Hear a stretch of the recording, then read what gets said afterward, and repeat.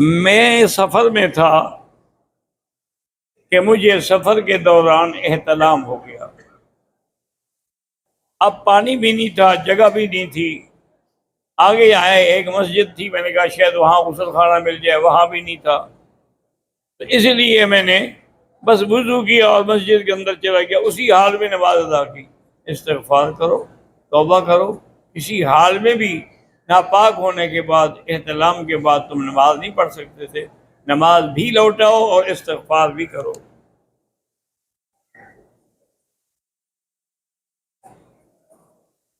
عبداللطیف خان پاکستان سے آیا ہے، وہ پوچھتا ہے کہ رکن یمانی سے کیا مراد ہے؟ رکن یمانی کا معنی یہ یمن کی جانب ہے، اس لیے اس کی نسبت سے اس کو رکن یمانی کہا جاتا ہے۔ اور ویسے رکن یمانی ایک ایسا مقام ہے کہ اگر وہاں اللہ پہنچائے تو جو دعا مانگو گے اللہ کے فرشتے آمین کہتے ہیں اور وہ دعا جلدی منظور ہو جاتی ہے۔ اس لیے موقع ملے بسم اللہ اللہ اکبر، اللہم انی اسألک العفو والعافیہ والمعافاة الدائمة فی الدین والدنیا والآخرہ ربنا آتنا، انشاءاللہ دعائیں بڑی زبردست قبول ہوتی ہیں۔ اور کہتے ہیں کہ بھی حضرت علی جب پیدا ہوئے تو ان کے پیدا ہونے سے پہلے ان کے لیے دیوار پھٹ گئی تھی، یعنی ابھی تو پیدا ہی نہیں ہوئے تھے، کرامات پہلے شروع ہو گئی ہیں۔ کیوں ایسے مسئلے بناتے ہو جو ایمان کے دشمن ہیں؟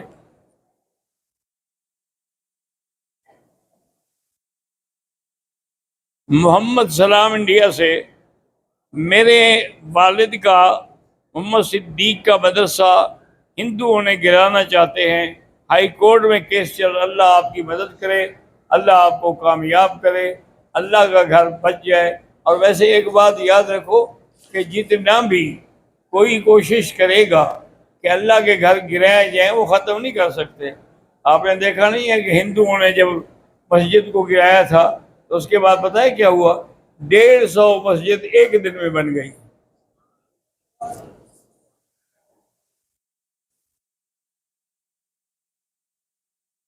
بینک سے گھر لینا جائز نہیں ہے، جو سود ہے۔ میں شیعہ کا جنازہ، بہتر یہ ہے کہ شیعہ کا جنازہ نہ پڑھا جائے۔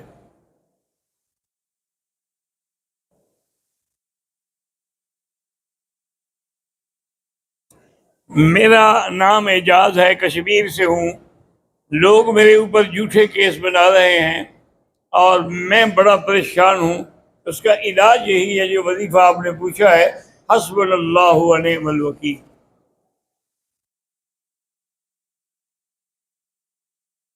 عمران اللہ پشاور سے، میری بھتیجی 2 مہینے سے بیمار ہے، اللہ شفا عطا فرمائے۔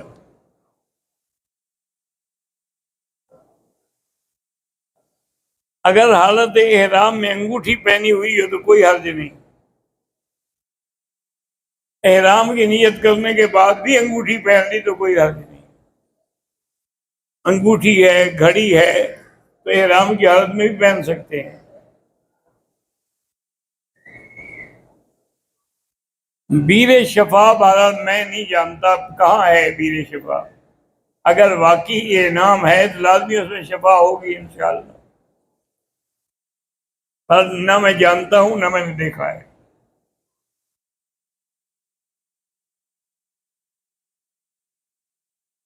جماعت قائم ہونے کے بعد مقتدی اور امام کو ایک جگہ ہونا چاہیے، تو ایک جگہ پر ہی تو ہے، ساری مسجد حرام ہی ہے نا۔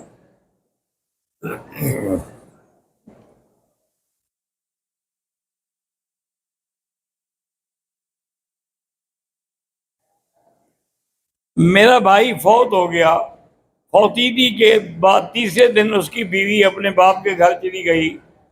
اب اس کے یعنی میرے بھائی کے سروس کے پیسوں کا صحیح اقدار، وہ بیوی بھی ہے باقی بھی ہے، وہ چاہے چلی جائے لیکن مرنے تک تو بیوی رہی ہے۔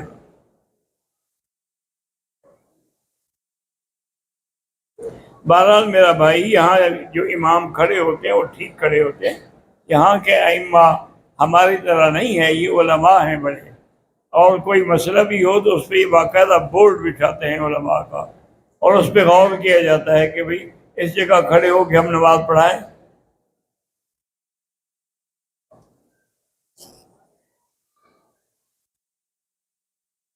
میں اپنے اخراجات پورے کرتا ہوں. میری بیوی مجھے منع کرتی ہے کہ والدین کو حج نہ، یہ اس بات پہ بیوی کا کہنا نہ مانو. اسی لیے حضور نے فرمایا یا معاشر النساء انی اریتکن اکثر فی جہنم، میں سب سے زیادہ جہنم میں عورتیں دیکھی ہیں. انہوں نے پوچھا یا رسول اللہ کیا وجہ ہے اس کی؟ فرمایا اس کی وجہ یہ ہے کہ وہ تکثر لعن، ایک تو لعنت زیادہ کرتی ہیں، ہر بات پہ لعنت ہو تم پہ لاکھ لعنت ہو. وہ کفران العشیر، اور خامد کا انکار اور خامد کی اطاعت نہیں کرتی.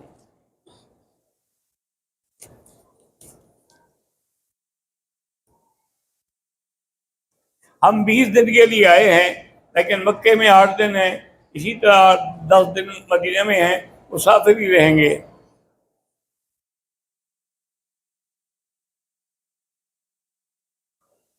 میرا بھائی 2 مہینے سے فرانس کی جیل میں قید ہے، اللہ اس کو رہائی دے.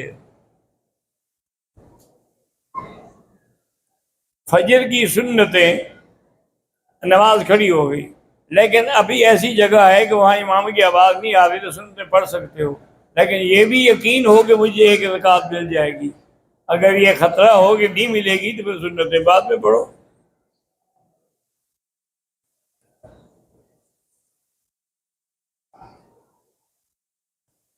میری دادی صحت کی خرابی اور بڑھاپے کی وجہ سے نماز بھول جاتی، اللہ قبول کرے گا اس کی نماز.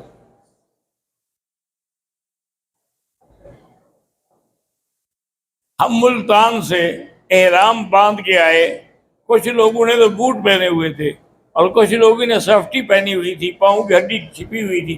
بہتر تو ہے کہ آدمی ایسی جوتی پہنے کہ ٹخنے بھی نظر آئیں اور اوپر والی ہڈی بھی. اگر وہ بند پہنے گا دم پڑ جائے گی.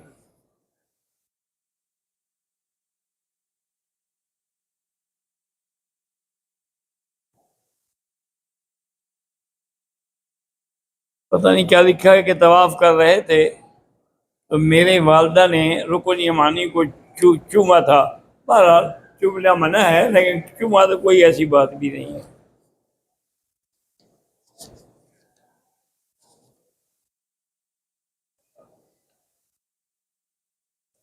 اگر نافرمان بیوی کے ساتھ نباہ کریں تو اس پر ہمیں اجر ملے گا، بالکل ملے گا. نبھانا بہتر ہے، تم چھوڑو گے پھر کسی اور کے گلے پڑ جائے گی. تمہیں تو تنگ کر رہی ہے نا، تم کیا چاہتے ہو کہ کسی اور کو بھی جا کے تنگ کرے؟ بھگ تو اللہ نے لکھا تھا.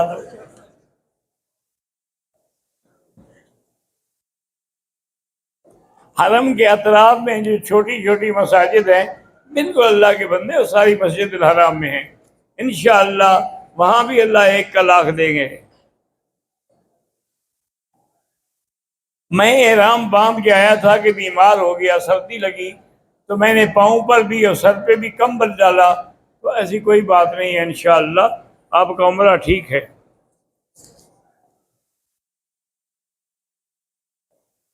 بے احرام کی حالت میں بے دھیانی میں ایک ناخن کاٹ دیا دم نہیں واجب ہوگا، سارے ہاتھ کے ناخن کاٹے تو دم واجب ہوگا.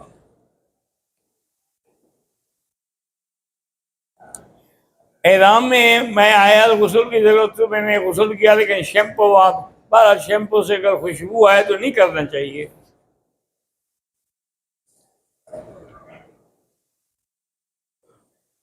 ایک عمرہ ایک زائد مرحومین کے نام کر سکتے ہیں؟ نہیں کر سکتے. ایک ایک کے لیے حج، ایک ایک کے لیے. اللہم صلی علی سیدنا محمد وعلی آل سیدنا محمد کما صلیت علی ابراہیم وعلی آل ابراہیم فی العالمین انک حمید مجید. ہمارے ایک دوست ہے حاجی کبیر، امریکہ میں وہ بیمار ہیں، اللہ ان کو شفا کاملہ عطا فرمائے. اللہ ہر بیمار پہ رحم فرما. یا اللہ بیماروں کی بیماریاں دور فرما دے، تیرے بغیر کوئی شفا نہیں دے سکتا. اللہم مذہب الباس رب الناس انت شافی لا شفاء الا شفاؤک، شفاؤک لا یغادر سقما. اللہم اشفنا واشف مرضانا ومرضى المسلمین. اللہم اصلحنا واصلح بنا، اصلح اولادنا واولاد المسلمین. اللهم أصلح بناتنا وبنات المسلمين، اللهم أصلح ذرياتنا وذريات المسلمين، أصلح لنا شأننا كلها فلا تكلنا إلى أنفسنا طرفة عين قط وأقل من ذلك. اللهم لا تجعلنا عقدة للواثقين، لا تجعلنا عقدة للآكلين، لا تجعلنا فتنة للقوم الظالمين. اللهم أعز الإسلام والدين، اللهم أذل الكفر والشرك، اللهم مالك أعداءك أعداء الدين، اللهم انصر المسلمین. یا اللہ فلسطینیوں کی مدد فرما، یا اللہ کشمیریوں کی مدد فرما، یا اللہ مسلمان جہاں اقلیت میں ہیں، جہاں مصیبت میں، یا اللہ ان سب کی حفاظت فرما، تیرے بغیر کوئی حفاظت کر نہیں سکتا. ربنا آتنا فی الدنیا حسنہ وفی الآخرۃ حسنہ وقنا عذاب النار. سبحان ربک رب العزۃ عما یصفون وسلام علی المرسلین والحمد للہ رب العالمین.